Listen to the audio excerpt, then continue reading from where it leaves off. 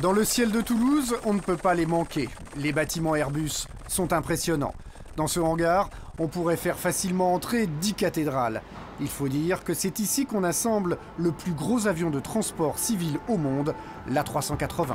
Alors l'avion, il est dans un carcan de plateforme, d'outillage entre ces deux structures qui sont très imposantes.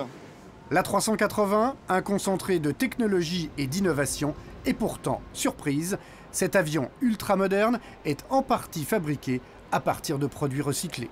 Alors, dans un avion comme ça, l'aluminium, qui est constitutif de l'essentiel de la structure de l'avion, c'est-à-dire le fuselage, les voilures, cet aluminium est fait souvent à plus de 50%, voire 60% d'aluminium recyclé. C'est-à-dire sur un A380 tout neuf, on peut avoir l'aluminium qui vient d'un ancien avion Airbus. Car les anciens avions ne finissent pas leur vie en rouillant dans une décharge. Ici, à Tarbes, on récupère sur les appareils à la retraite tout ce qui peut encore servir. Les pièces détachées, mais aussi les matériaux, les métaux, qui sont extraits des appareils pour être recyclés, puis réutilisés, comme ici sur l'A380. Et qui dit recyclé ne dit pas qualité moindre. Au contraire, l'aluminium réemployé est même plus facile à travailler que s'il était neuf. Le facteur recyclage est de plus en plus présent dans l'aéronautique. Désormais, on essaie même de concevoir les nouveaux modèles d'avions pour qu'en fin de vie, ils soient le plus facilement recyclables. Pour comprendre, nous nous rendons dans cet atelier laboratoire. Olivier Malavallon nous montre une pièce telle qu'on les concevait il y a une trentaine d'années. Nous avons 3 matériaux, certains à base de cuivre, d'autres à base de zinc, d'autres à base d'acier, et ils sont assemblés par des fixations qu'on appelle des rivets. Alors ce ne sont pas des vis. Et ces fixations, pour tenir ces éléments métalliques, sont montées sous tension. Elles sont quasiment impossibles à enlever. On ne peut séparer les éléments, alors pour recycler, une seule solution, fondre l'ensemble au four. Le problème, c'est qu'on obtient alors une bouillie de métaux hétérogènes, donc inutilisables. Ce type de pièces, on essaie désormais de les remplacer. Aujourd'hui, sur les nouveaux avions, au lieu d'avoir 3 matériaux et 3 pièces pour faire cette pièce-là, nous avons une seule pièce faite d'un seul matériau et qui est beaucoup plus facile à recycler. Des matériaux facilement recyclables, c'est bien, mais encore faut-il aussi savoir où les trouver dans un avion. Et ce n'est pas évident.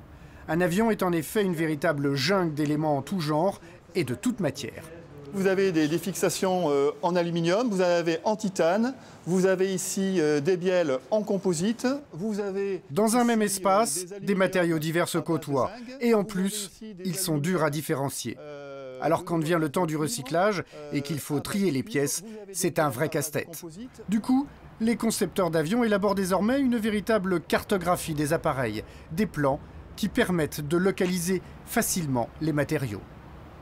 Ça nous permet de trouver le plan de la mine. Où est-ce qu'on creuse dans l'avion pour récupérer l'aluminium?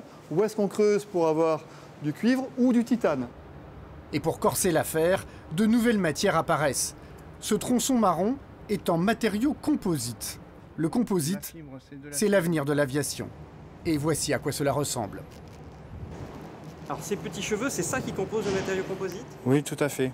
C'est ce qu'on appelle de la fibre de carbone, hein, qui donne des propriétés mécaniques intéressantes aux matériaux.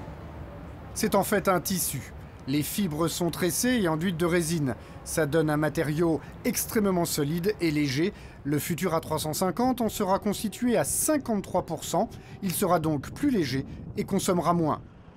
Le problème, c'est que recycler les fibres de carbone, pour l'instant, on ne sait pas très bien faire. On les réutilise par exemple pour fabriquer certaines peintures, mais ce n'est pas satisfaisant, c'est même du gâchis. Si on devait donner une image, c'est comme si on avait une Formule 1, que l'on récupère la matière pour en faire une bicyclette, typiquement. On n'a pas la même noblesse du matériau.